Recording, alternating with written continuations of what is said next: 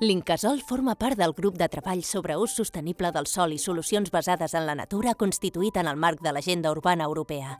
Des d'aquest grup es vol retre homenatge a la valuosa tasca de la Rosa Grima, que va impulsar el projecte amb el seu entusiasme encomanadís.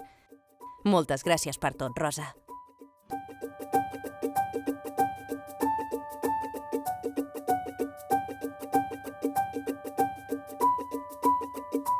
En Pablo i la Vega han crescut envoltats d'edificis grisos, autopistes plenes de cotxes i indústries contaminants.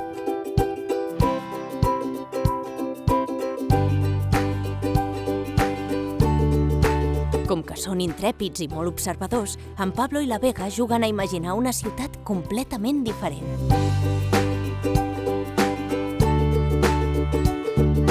La Vega construeix amb fusta, tova i tota mena de materials reciclats. Sempre els hi troba el millor ús possible.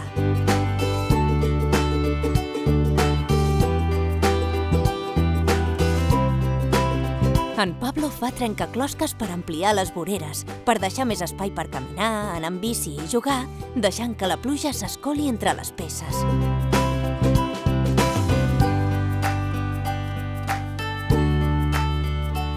La Vega planta tota mena de llavors i les rega cada dia perquè hi hagi colors a tot arreu. Veu créixer els arbres i cuida les plantes perquè s'enfilin als balcons de tots els edificis.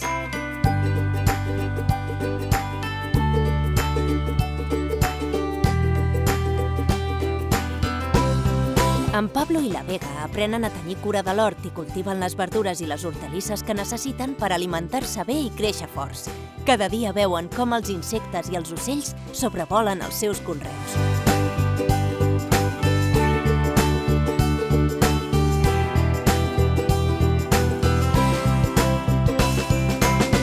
Amb el seu esforç, en Pablo i la Vega han acostat la natura a la ciutat. Els arbres han crescut a tots els barris, la gent passeja somrient, els infants juguen arreu i els ciclistes gaudeixen pedalant.